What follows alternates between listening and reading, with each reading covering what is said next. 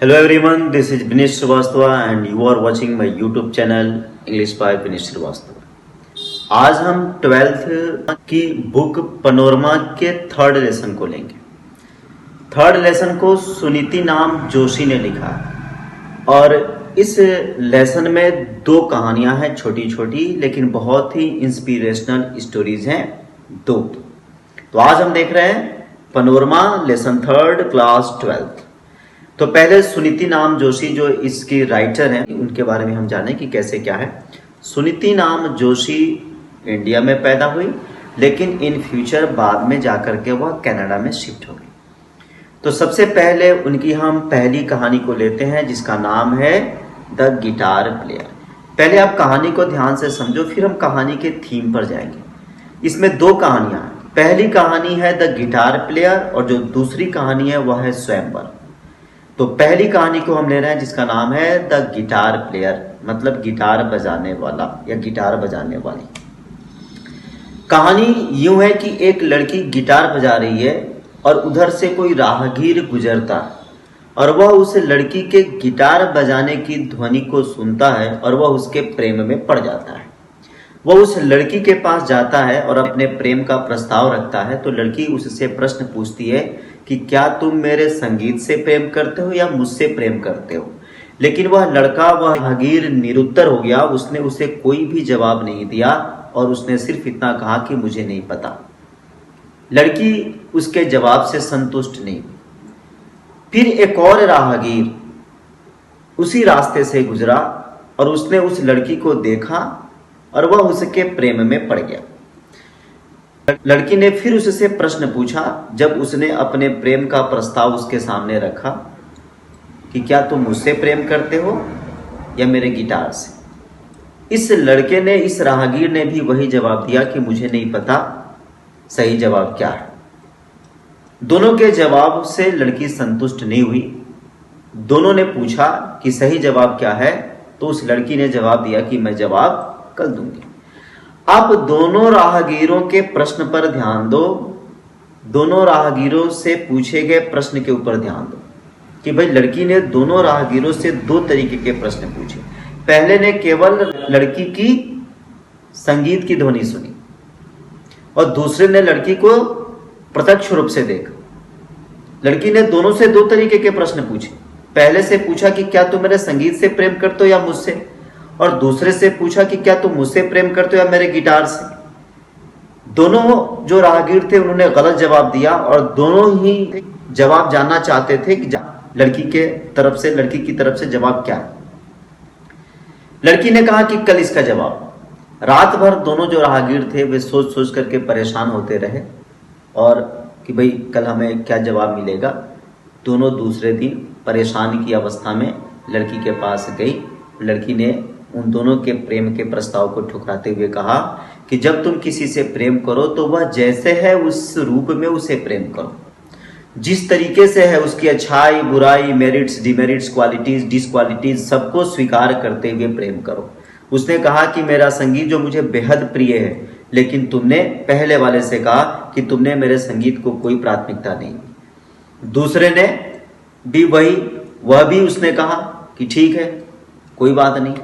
दूसरे दिन जब ये दोनों लड़के गए, पहले राहगीर ने कहा कि भले से तुम यह संगीत नहीं बजा पाओ फिर भी मैं तुमसे प्रेम करता हूं। दूसरे राहगीर ने कहा कि भाई भले से तुम्हारा यह गिटार हो या नहीं हो, लेकिन फिर भी मैं तुमसे प्रेम करता हूं।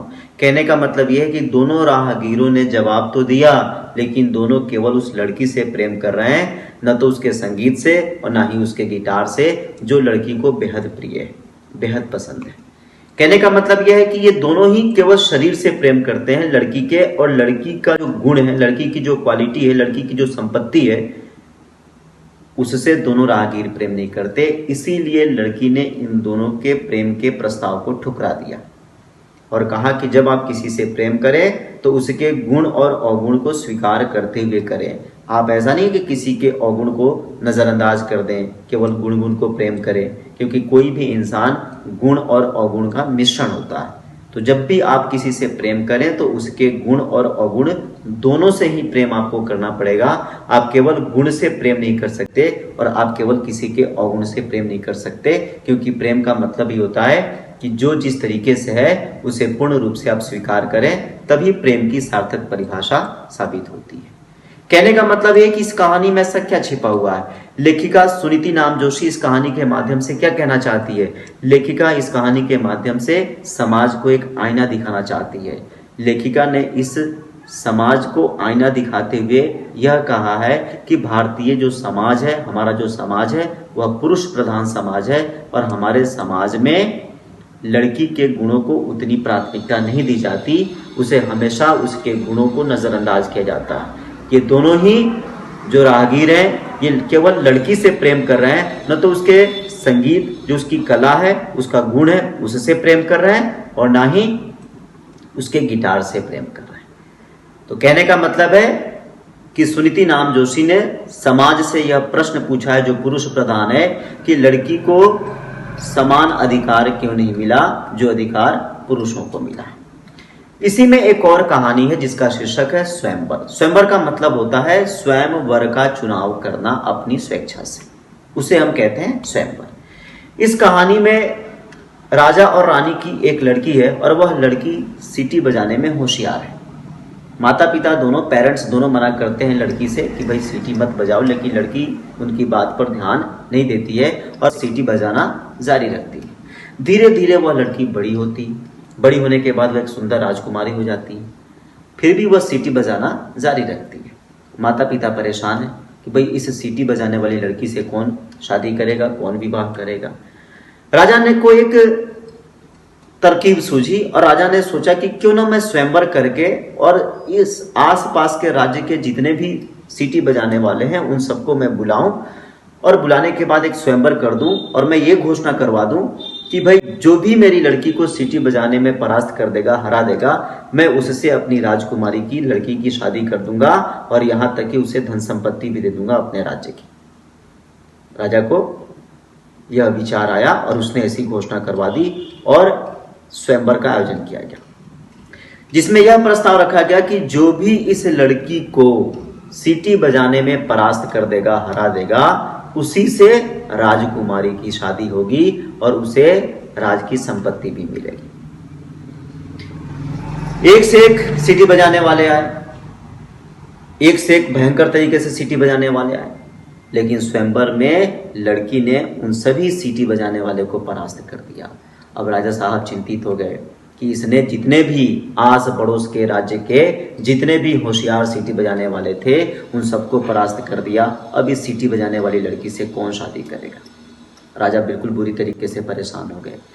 लड़की ने, राजकुमारी ने अपने पिता से उसी सभा में कहा कि पिताजी आप परेशान मत हो, अब मैं एक जांच रखना चाहती हूँ। जितने भी यहाँ पर प्रतिभागी हैं, जिनको लेसन में शूटर्स कहा गया है, जितने भी यहाँ पर प्रतिभागी हैं उनसे मैं एक सवाल पूछूंगी और जो मेरे सवाल का सही जवाब देगा मैं उससे विवाह कर लूंगी। ठीक वैसा ही हुआ।